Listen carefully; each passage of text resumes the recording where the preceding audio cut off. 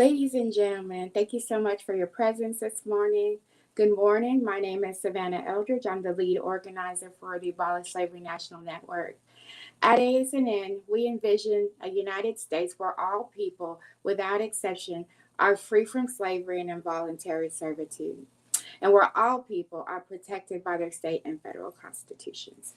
What we know is that at the time when our founding fathers scribed that all men were created equal, over 500,000 Black Americans remained enslaved.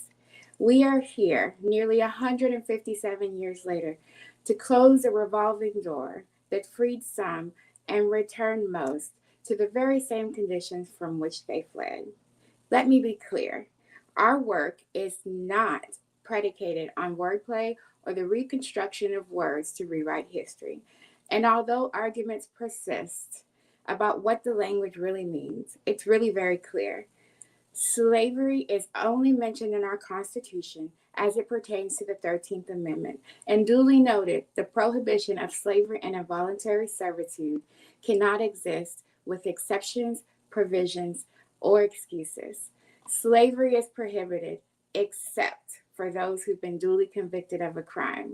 And so it is written in our nation's Constitution, which governs our land and the people therein, and reflects our values that we disapprove of slavery, but we have refused and continue to refuse to disallow it, although we know what it looks like.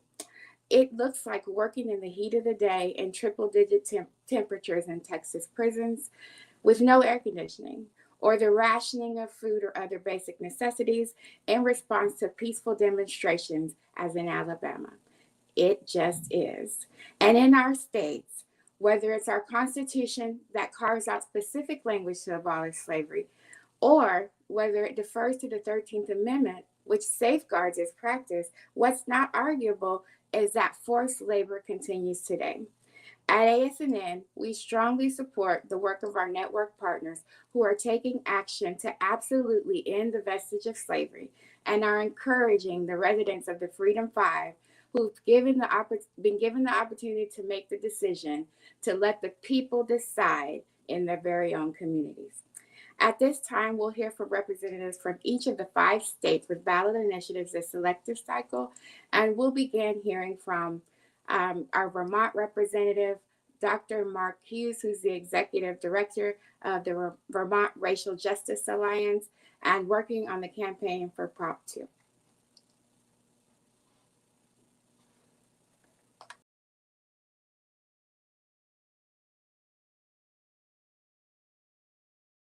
Morning to all. Good morning to all, and thank you, Savannah. We're proud to be a part of this rich work that's happening across the United States.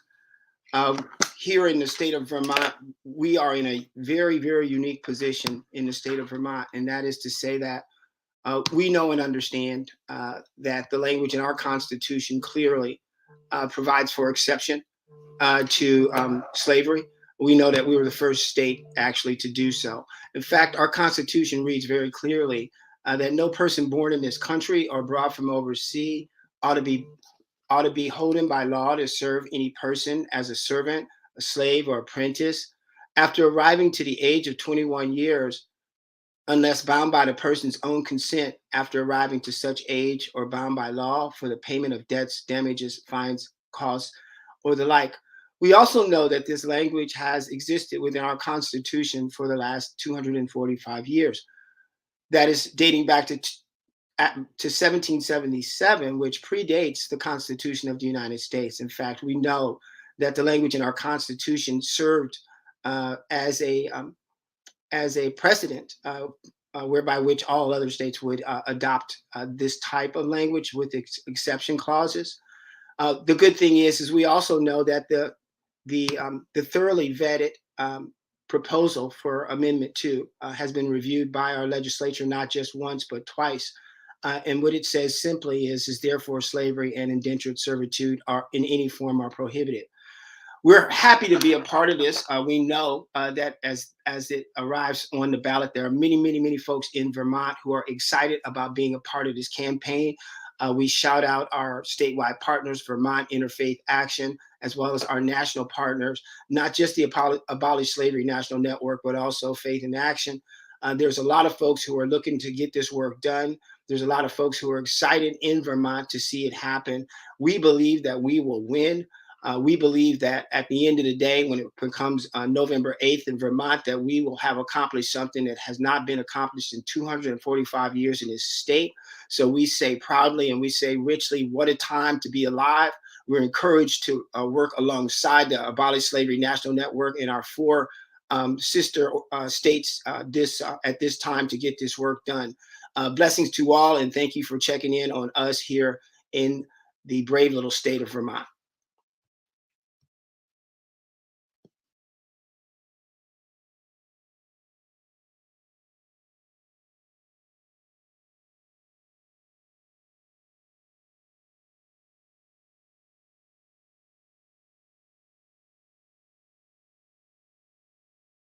Speakers during the Q&A session immediately following the presentations. Next, we'll hear from Oregon campaign. We have Sterling Cuneo. Sterling is executive board member of the Oregonians United to End Slavery. Sterling.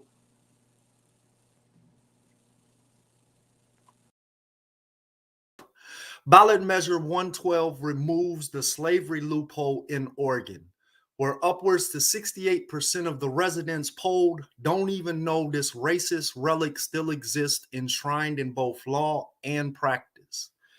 This bill began when a group of young students from Willamette University and a group of men incarcerated inside the Oregon State Penitentiary decided to get the slavery exception to the voters. For the prisoners, it is about shedding the status of slaves. And for the students, it's about wanting to live in a society where slavery does not exist in any form. From the underground, a grassroots effort grew into bipartisan support in the passage of Senate Joint Resolution 10 and is now before the voters in 1 month. And we believe Oregon voters will vote to remove the slavery loophole as a reflection of our state's current values. However, our path to victory is not easy nor guaranteed. Not only are we in effort with one of the state's smallest ever campaign budgets, but ballot language that came back from the legislature intended to preserve voluntary community service and work release programs as alternatives has been confusing. Another challenge we face is that Oregon's authorization of slavery and involuntary servitude is bifurcated. The slavery exception and a mandate of labor are in two separate parts of the Constitution, and early advisors believe that dismantling two constitutional provisions simultaneously wasn't as likely to succeed as an effort to dismantle one and then the other. So we are tasked with the movement building for a two-part strategy towards complete abolition. Although we have no organized opposition, there have been attempts to sow doubt about the measure, requiring us, Oregonians United to End Slavery, to focus our final push on voter education. And therefore, we see our path to victory in raising awareness of slavery's existence still in our states. We are canvassing, phone banking, employing digital campaign strategies, hosting and attending events, and fundraising. To support or learn more about our efforts in Ballot Measure 112, go to Oregonians United to End Slavery.com. Thank you.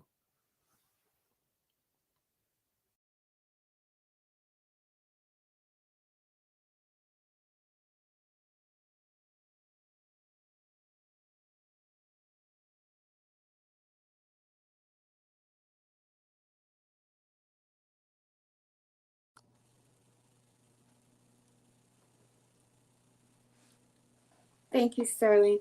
Up next, we will hear from Theda Murphy. Theda is a lead organizer or co-lead organizer for No Exceptions Tennessee.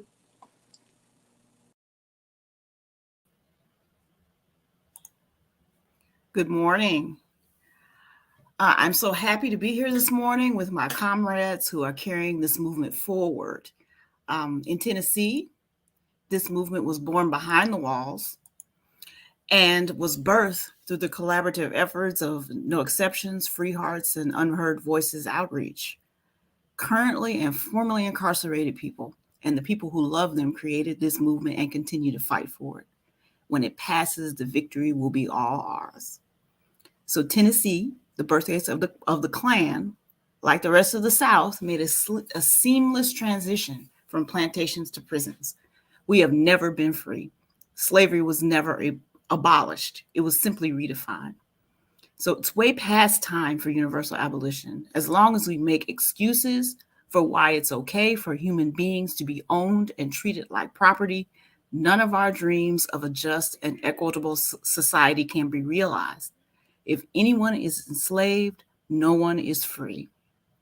We work so hard on reforms, and then we wonder why we always end up in the same place. It's because slavery is the default position. After the initial energy of the reform is spent, the system resets itself. We simply cannot move forward until we address this basic wrong that is at the foundation of all of our societal institutions. So in Tennessee, this is a bipartisan initiative, which, as was required, passed through 2 successive sessions of the Tennessee State Legislature with almost complete support. So what other issue, especially in the South, is bringing the 2 parties together? No one is supporting slavery in 2022. So we've got to fix this for good, with no exceptions. So vote yes on Amendment 3 in Tennessee. And so one more note for Tennessee voters. In order for your vote to count on the constitutional amendment, you have to cast a ballot in the governor's race, and write-ins count as a vote. So please do not skip it. Thank you.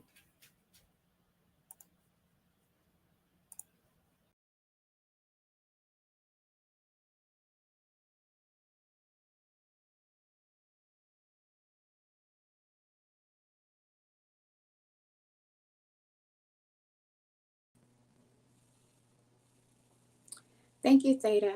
Next, we'll hear from Alabama. Representing Alabama is Pastor Kenneth Glasgow, who's the GOTV lead organizer and founder of the Ordinary People Society.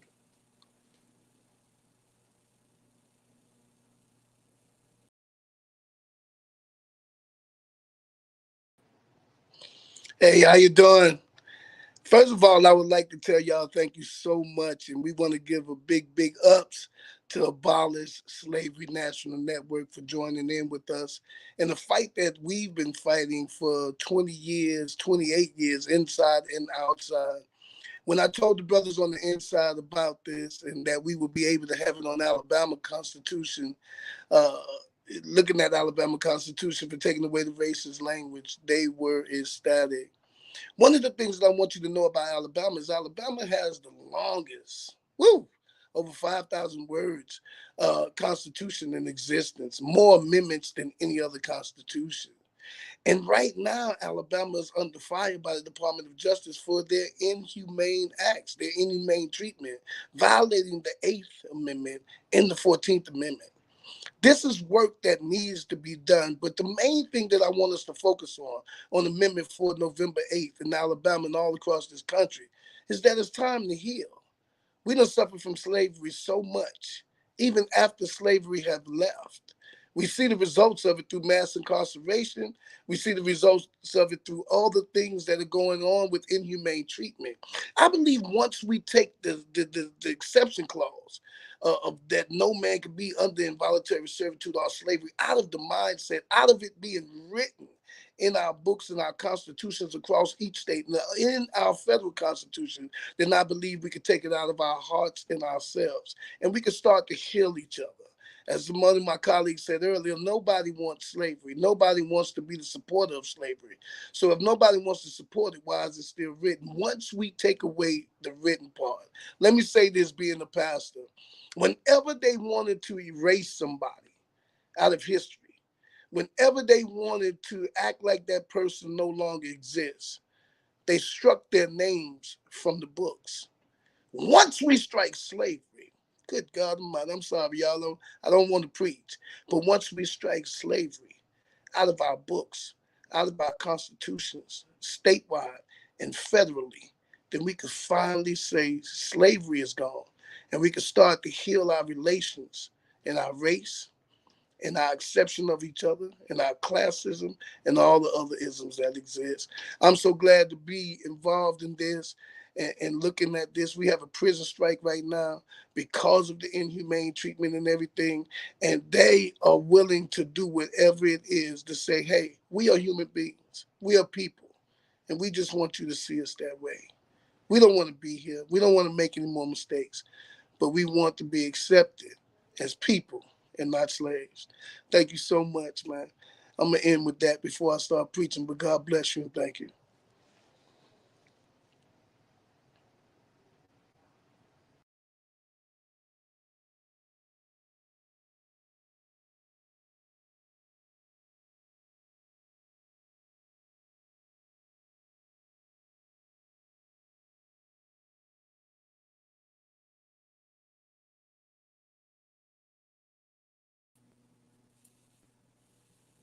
Thank you, Pastor Glasgow. And last but not least of the 5 states represented today will be Louisiana. Louisiana is represented by Curtis Davis, who's the lead organizer for Amendment 7 and also the executive director of Decarcerate Louisiana. Good morning. Louisiana has had a so-called slavery exception clause in its state constitution for more than 157 years. What is now come to be known as Amendment 7 is on the November ballot after the unanimous passage of House Bill 298 through both the state House of Representatives and the Senate. The clear legislative intent of this initiative is to remove slavery and involuntary servitude from the Constitution. However, opponents of our initiative have orchestrated a confusion campaign to mislead voters about the meaning of the bill. As a matter of fact, our bill's author, Representative Edmund Jordan, who's a Democrat, has stood with the chief Republican opposer and stated publicly that he will vote no on the amendment, citing that it may cause unintended consequences. As the bill currently reads, in pertinent part, slavery and involuntary servitude are prohibited except in the latter case as punishment for a crime. The new amendment would read, slavery and involuntary servitude are prohibited, period, with the compromise clause that states subsection 1 will not apply to the otherwise lawful activity of the criminal justice system. The biggest problem that we're having is explaining the confusing ballot language, which is a question. It states, do you support prohibiting involuntary servitude except as it applies to the lawful administration of criminal justice? Most potential voters are worried about the word except in the ballot language and think that it's going to transfer to the Constitution, which it will not. And others are concerned about the fact that otherwise lawful activity of the criminal justice system may lead to an expansion of slavery, meaning that some activist judge will sentence people to slavery and say that that's an actual lawful activity of the criminal justice system. This is disingenuous at best and intellectually dishonest at worst. If slavery and involuntary servitude are prohibited, period, then the otherwise lawful activity of the criminal justice system would be something other than the two outlawed first parts of our amendment. Louisiana currently sentences everyone convicted of a violent crime to hard labor. We're already a slave state. Take it from a man who served 25 years, 9 months, and 11 days as an involuntary servant. If you guys don't believe that this changes anything, it's only because you've never went through the condition of slavery. And I'll leave with that. The vote 7, the vote yes on 7 actually means that slavery will be abolished. The vote no on 7 means that we keep 157 years of the same treatment that we've been doing for 157 years. Have a great day.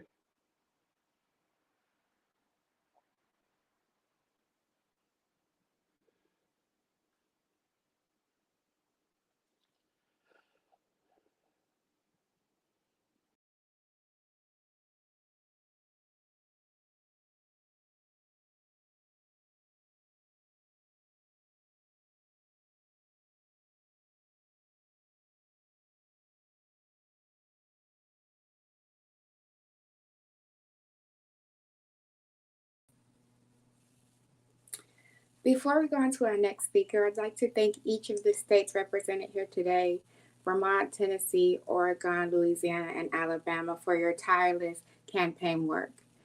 And next we'll hear from our National Campaign Director, Max Parthas.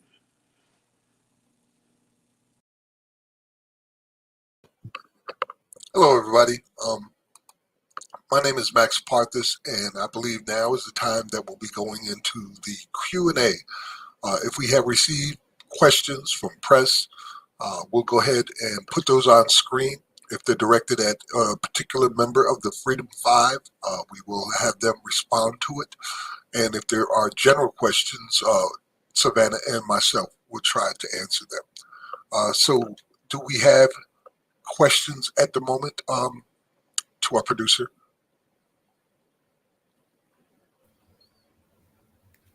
We actually do. We have from Lexi Krupp at Vermont Public. She said, I've noticed that almost every state campaign has involved incarcerated folks. Curious if that has been the case in Vermont too. Are we adding Mark into here to answer that question? Okay. Yes.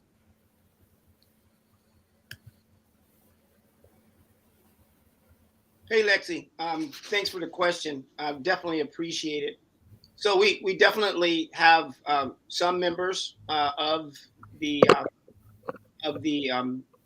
inside that we've developed relationships with over the years. Some of them have been briefed on some of the things that we're doing here.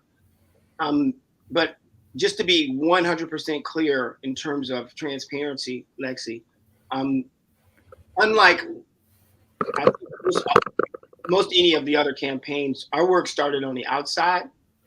Our work on abolishing slavery in Vermont was the breadcrumbs, and this just goes to show you that we're not a monolith, and there's a lot of ways to come to the conclusion that abolishing slavery is just a good idea. But our work originated as a result of us understanding that systemic racism is the legacy of the institution of slavery, and looking within the Constitution and understanding that it was just reprehensible and unacceptable to have any representation of slavery within the Constitution, while at the same time understanding that there's huge implications on the criminal justice system, as well as various other institutions, whether it's DCF, migrant workers, whether it's any of the other institutions that are implicated. So yeah, yes and no is the answer to the question in short.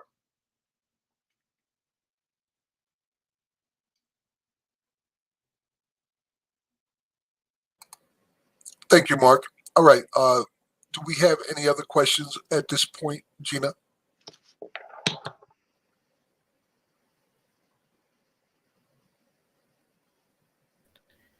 Sorry about that. We actually have James. He's behind the scenes with us. We're going to go ahead and add him in. I know he had a question for Curtis, so I'm going to drop myself out, bring James in, and bring Curtis in. Hello. Is Curtis in yet? Okay. Hey, Curtis, how you doing? I'm James. Good morning, James. I'm from Bloomberg. Yeah. Yeah, so I picked up on your statement at the end about being in prison. I wanted you to explain a little bit more about what you went through and what inmates are continually going through in Louisiana, because you called it forced labor. So I wanted to get a little bit more description on that.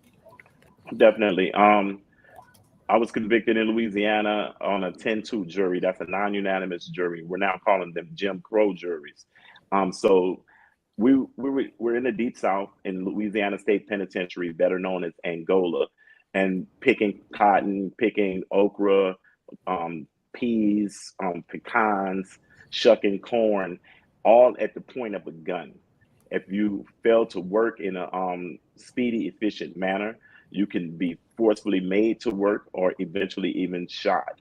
If you hurt yourself while you're working in the field, they consider it destruction of state property, because a lot of what the slavery exception clause is, it's an ownership rule. It's now making human beings the property of not any longer the master of a plantation, but the state, who is the owner and master of the people that find themselves back in this condition, whether they actually done the crime or they didn't do the crime.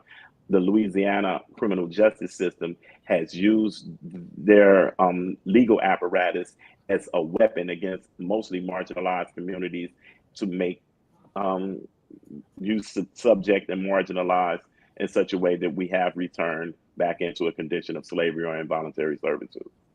And what penitentiary was this? Louisiana State Penitentiary, better known as Angola. And you were really picking cotton and doing stuff? Yes, I have actually picked almost every staple agricultural crop product known to man. Angola is the size of Manhattan, New York. It is the largest prison plantation on the planet Earth. Wow. It's amazing. Well, thank you very much. I appreciate it. I'll let somebody else ask a question. Thank you very much, both James and Curtis. I do remember Curtis telling me a story about, because there are no facilities for bathrooms out there on the plantations, there are times when inmates are expected to simply do it outside as if they were animals. Am I correct in that? Yes, sir. We felt like it was a violation to the 8th Amendment of the United States Constitution to not have portable toilets, and it was beneath human decency for a grown man to have to squat and defecate in front of 100 other people.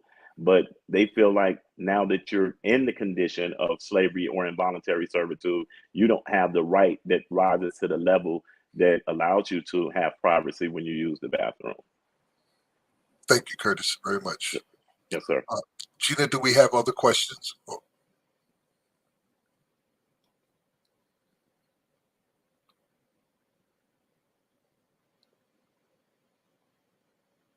You may be on mute. Of course. Just back from Lexi saying thank you so much for organizing. Very powerful. She said, I guess I do have one more question. Just curious how this timing worked out that these 5 states have these amendments up for a vote now. Well, that would be a state operations question. We originally had as many as 15 states that had submitted legislation. Our producer, Gina Kenny, represents Ohio, which is one of those states. And there was a concentrated effort to stop those bills from going forward. For instance, we were often subject to the gag rule, where we could not even get these bills to be scheduled to be heard by committee. So whoever was the president of the committee and the chairman got to decide whether or not slavery would continue in those states. So we faced that all the way down to the finish line. So the 5 that you see now are the 5 that made it to the finish line to actually get this on the ballot. But there were many more who were involved. And in 2023, we expect 24 states to repeat the process, and 6 of them already have their legislation done. All right, I see we have another question on the screen there. Yes, next question. Good morning. This is from New Brown. I'm the editor of San Francisco Bay View National Black newspaper. Our governor said it was too expensive to end slavery. Did any of you experience this argument? Too expensive to end slavery. I don't know if any of our representatives are able to answer that question. Is there a way for them to put their hands up? If not, I will take a stab at it. Pastor Kenneth Glasgow said yes, he can answer that. And so did Sterling. So let's bring them both in, and we'll start with Pastor Glasgow. So we definitely ran into that problem here, especially in Alabama. One of the things we have to look at in TOPS, I'm the founder of TOPS, the Ordinary People Society. We are TOPS.org. We are TOPS.org. We're the oldest existing criminal justice, prisoners' rights, voting rights organization in existence today. And we ran into that when we tried to stop them from building prisons, and along with the exception clause being omitted. And one of the things that they equated it to was that if they stop slavery or end slavery or stop building prisons to continue slavery, then the economy within the state would actually go down. They even, after 3 attempts of building new prisons, and we stopped them with community, not prisons, they have went to the United States government, Mr. Parthas, and got them to give them $400 million of COVID relief money. Now, Alabama is the most deaths for COVID-19 than any other state, but they took $400 million of the COVID relief money to build new prisons because they said it's too expensive to stop slavery. As much as $2 billion worth of new prisons that they're building, Governor Kay Ivey. And her response to the recent strike was to say that the demands were just too much, and they were asking for the most basic, simple recognitions of their humanity. Thank you, Pastor Glasgow. And this is after the Department of Justice has declared them inhumane. Even after the Department of Justice has declared them inhumane in their treatment. What you're referring to is the investigation by the Department of Justice that has determined that there are rampant 8th Amendment violations and 14th Amendment violations happening within the Alabama prison. We just saw a recent memes and videos coming out about a gentleman who was dying in the prison and left unattended without any health care. You might know his name. Vaughn. Right. Say the name again. Costello Vaughn. Costello Vaughn. Please look up that name and see what they're doing to this man. It is a crime against humanity. Thank you, Pastor Glasgow. Thank you. Brother Sterling. Yeah, so in Oregon, the only public statement that we have in opposition came from the Oregon Sheriff's Association. But during the legislative process, when we was struggling around the language just to get it through the Senate Joint Resolution, it was frequently brought up, and one of the talking points of those opposed was that this bill would result in the state having to pay anybody currently incarcerated. Not even related to the work that's exploited from them, but that simply they would have to pay anybody incarcerated, and therefore that would break state budget. And so we've run across that as well. Thank you, Sterling. Much appreciated.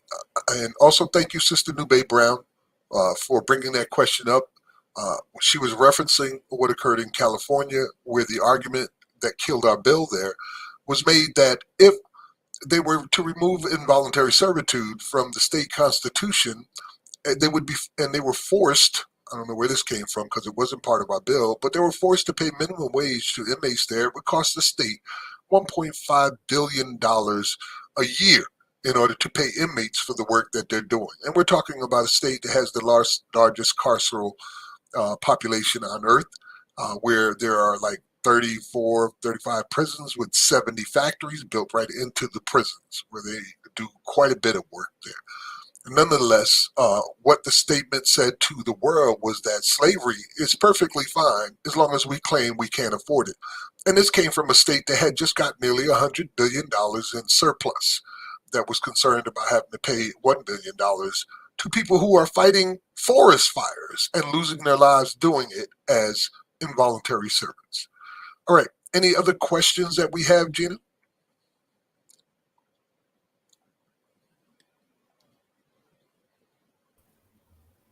I'm actually adding Salmon. He, I believe, had a few or a couple. All right.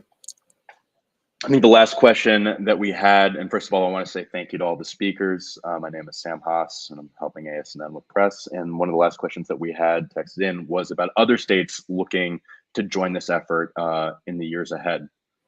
Max, if you want to take that. Yes, you can contact me via email at max@abolishslavery.us, max@abolishslavery.us, and we'll go from there. We will be organizing. We have as many as 30 some odd states left to go. The overall effort is to eventually, in the next few years, remove the exception clause from the federal constitution. And so we need 3/4 of the state's representatives on board. And by working state to state, we're not only removing these exception clauses from those state constitutions that have them, or adding protection to states that do not have anything, but we're also pulling together those 3/4 of the representatives to be able to make sure that we end slavery once and for all. Thank you, Max. And for any other journalists on here, my email is the email list on the press advisory for this event. It's sam@slingshotstrat.com. If you have any further questions, please don't hesitate to reach out. I want to remind you that every time this question has been pulled, both individually in states and nationally, the overwhelming majority of Americans have no idea that slavery is still very much permitted in the text of the 13th Amendment itself. And this is what it's all about, folks. So thank you all for being here. Please don't hesitate to reach out with any further questions or any way that we can be helpful. And Max, back to you. Thank you, Sam. We do have another question. It looks like an independent journalist out of Vermont wants to know if there's any information available that describes the commercial food system in southern LA, Louisiana, and how Angola prison intersects that system. So, Brother Curtis, would you be able to answer that question for us? Yes, sir. It's well known that Louisiana sells a lot of their non-GMO crops to places like Whole Foods. Some of their cattle has been known to go to companies, fast food companies like McDonald's, but it's hard to get the data on how the products that are being cultivated in Angola prison are getting to public market. That's one of the things that we want to work on next year with legislation to be more transparent, to see how the fruits of involuntary servitude are being distributed across the United States of America. And they have several Associated Press members that are doing deep dive investigations and exposés on following the money, finding out how this process is benefiting just a few vendor family organizations and not necessarily the state of Louisiana. Thank you very much, Curtis. Much appreciated your knowledge and understanding. I do remember a few years ago, a story came out of Texas that we reported on our program, Abolition Today, that during the hurricane that hit Texas, the prison there lost over $500,000 in cotton. So they had $500,000 in cotton that had been picked by prisoners who get paid absolutely nothing in Texas. And they lost $500,000 during the flood or the water damage that destroyed that cotton. So that's just one example. Unless we have any more questions, I think it's time for us to close this out. I have a statement to make, and we're going to share a little piece of art with you at the end. So, Gina, is there any other questions? All right. No, Savannah, I was just adding Savannah, and she wanted to do some closing remarks with you. yes. Once again, ladies and gentlemen, Savannah Eldridge, the lead organizer for the Abolish Slavery National Network. Just before we close, I'd like to thank everyone for tuning in this morning with us and invite you to follow our work at www.abolishslavery.us. Thank you. Back to Max. Thank you, Savannah. All right. I would like to echo those sentiments. Thank you to the Freedom 5 representatives who are here today on behalf of their state campaigns to end slavery in those states. Thank you to the press who asked their questions and to those who are viewing. I'm Max Parthis, as I said earlier. I'm the National Campaign Coordinator for the Abolish Slavery National Network. Today you heard directly from representatives of the Freedom 5, those 5 states out of many who emerged victorious in a historic and Herculean task of putting their state's offensive and destructive slavery exception clauses on the 2022 ballot. This so that the people may decide whether they want slavery to be enshrined as a legal and protected institution within their state. Make no mistake, this is neither symbolic nor meaningless. It is the necessary first step towards opening a door that has been closed to us for 400 plus years. The door to a nation where neither slavery nor involuntary servitude is legal or acceptable in any form for any reason to be used against anyone. In direct violation of international treaties on the abolition of slavery, at present the U.S. is the only nation on earth that constitutionally defines the conditions under which a human being can become property to be owned and operated, then applies it to millions in the largest prison population to have ever existed on planet Earth. We dream of and work towards a brighter day when this ancient evil no longer has a place in our society. We ask that you register to vote in Alabama, Tennessee, Vermont, Oregon, and Louisiana, that you vote this horror right into the depths of history. Visit their websites and make a generous donation. Sign up to be a volunteer. Now that you know, you are responsible for what you know. Each one teach one. We're only 4 weeks away from a once-in-a-generation opportunity. Do not let this moment pass us in silence and ignorance. Seize the day. I will close today's momentous presentation with a quote from the great abolitionist Frederick Douglass. I expose slavery in this country because to expose it is to kill it. Slavery is one of those monsters of darkness to whom the light of truth is death. Expose slavery and it dies. Light is to slavery what the heat of the sun is to the root of a tree. It must die under it. All the slaveholders ask of me is silence. He does not ask me to go abroad and preach in favor of slavery. He does not ask anyone to do that. He would not say that slavery is a good thing, but the best under the conditions, circumstances. The slaveholders want total darkness on the subject. They want the hatchway shut down, that the monster may crawl in his den of darkness, crushing human hopes and happiness, destroying the bondman at will, and having no one to reprove or rebuke him. Slavery shrinks from the light. It hates the light. Neither comes to the light lest its deeds should be reproved. Frederick Douglass. Peace go with you, brothers and sisters. Freedom is coming, and we've only just begun.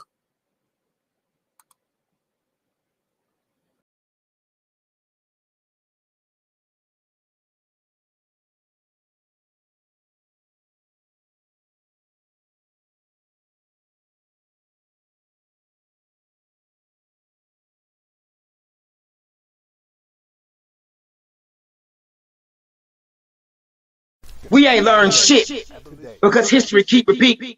Power of the pen, the ballot, our voice, there's no defeat. Trust our hearts, know our souls, the enemy will be retreating.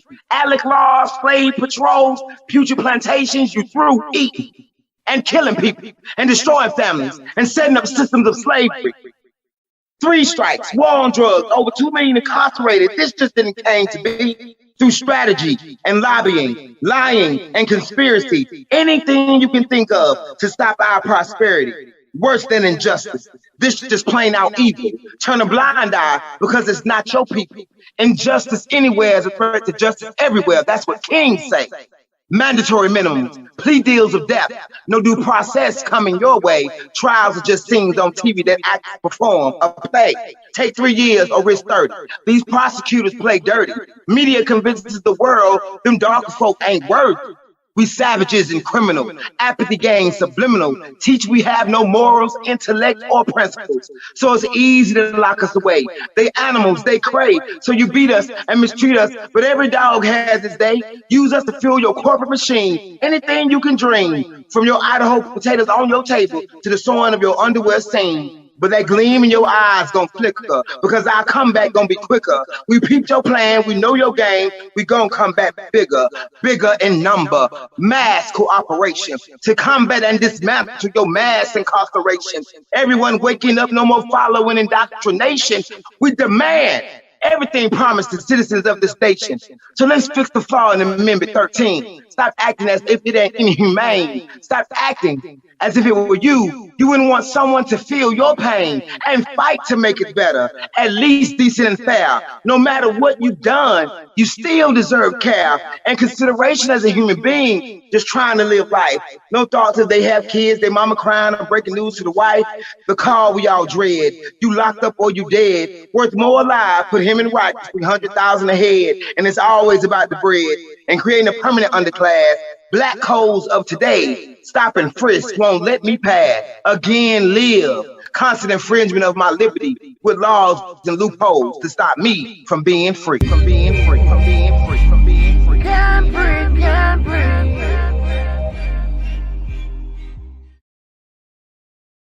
We ain't learned shit.